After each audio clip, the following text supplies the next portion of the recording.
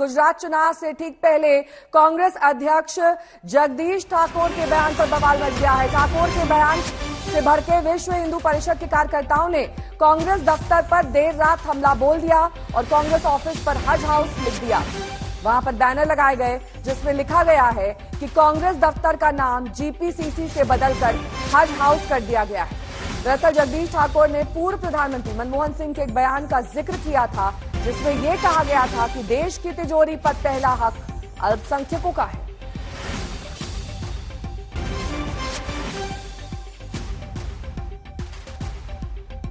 दो तस्वीर आपके सामने है, किस तरीके से दीवारों पर हज हाउस यहां कांग्रेस दफ्तर पर लिख दिया गया है। कांग्रेस दफ्तर पर बजरंग दल का हमला कल देर रात हुआ है। ये बड़ी घटना जिसको लेकर अब पुलिस और प्रशासन सख्त है। और देखिए तस्वीरें भी उस वक्त की जब हज हाउस यहां लिखा जा रहा था।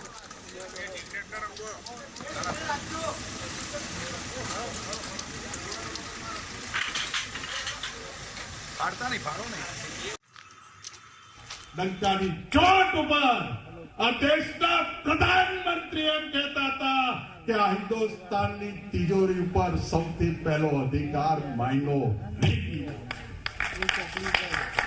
આ દેશનો કોંગ્રેસનો પ્રધાનમંત્રી ડંકાની ચોટ ઉપર એ જ બોલવાથી કેટલું નુકસાન થયું એ પણ કોંગ્રેસને ખબર છે।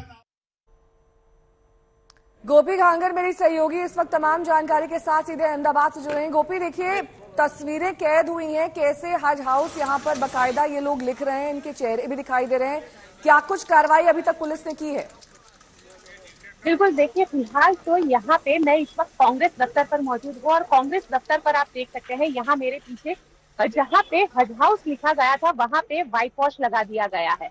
और साथ ही आपको तस्वीरें भी दिखाते हैं, जो कांग्रेस दफ्तर की तस्वीरें हैं यहाँ पे जो पोस्टर्स थे, बैनर्स थे, वो सब लगाए गए थे, उन सब को रातों रात हटा दिया गया है। क्योंकि जिस तरीके से इस पूरे दफ्तर पर लिखा गया था हज हाउस, ये सारी चीजों को फिलहाल मिटा दिया गया है। और क्योंकि कांग्रेस अध्यक्ष जगदीश ठाकुर का जो बयान आया था उसमें कहीं ना कहीं अल्पसंख्यकों की बात की गई थी और उन्होंने डॉक्टर मनमोहन सिंह का जिक्र करते हुए कहा था कि देश की तिजोरी पर पहला अधिकार जो है वो अल्पसंख्यकों का है। उसको लेकर ये पूरा हंगामा मचा। बजरंग दल के अध्यक्ष से भी हमारी बातचीत हुई। कहीं ना कहीं कांग्रेस, उनका कहना है कि कांग्रेस जो है वो राजनीति कर रही है, अल्पसंख्यकों के नाम पर ये पूरी राजनीति हो रही है और इसी की वजह से उन लोगों के जरिए ये कदम उठाया गया और पूरे कांग्रेस दफ्तर पर इसी तरीके से लिख दिया गया था, हज हाउस लिखा गया था। यहाँ तक कि ये लिखा गया था कि जो गुजरात प्रदेश कांग्रेस कमेटी का दफ्तर है आज से हज हाउस के नाम से जाना जाएगा।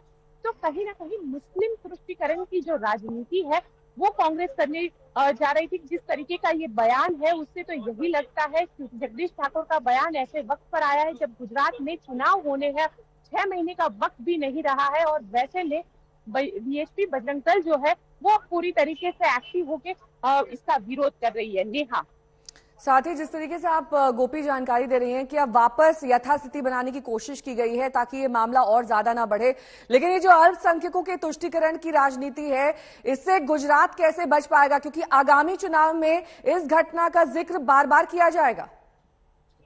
बिल्कुल, देखिए मुस्लिम तुष्टीकरण की जो राजनीति है और गुजरात की अगर बात की जाए तो गुजरात में 2002 के दंगों के बाद लगातार इस तरीके की जो राजनीति है उससे कांग्रेस पे कई बार हमले हुए हैं और कांग्रेस ने विपक्षी पार्टी, कांग्रेस ने जो बीजेपी है सत्ता पार्टी, उसको लेकर कई बार इस तरीके के हमले किए और उसको लेकर राजनीति भी हुई है। और हर बार कांग्रेस को गुजरात के अंदर तो खास करके, क्योंकि गुजरात को बीजेपी के लिए हिंदुत्व की प्रयोगशाला कहा जाता है, 2002 के दंगे हुए उसके बाद गुजरात में सबसे ज्यादा सीट 127 सीट के साथ बीजेपी यहाँ पे चुनाव जीती थी।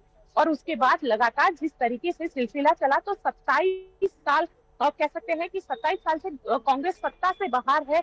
लगातार कांग्रेस की जो आला नेता है वो कोशिश कर रहे हैं। पिछली बार काफी अच्छे नतीजे आए थे, लेकिन हालात क्या हुए, 77 सीट में से आज कांग्रेस 63 सीट पर सिमट गई है। 5 साल में इतने नेता कांग्रेस को छोड़ के चले गए।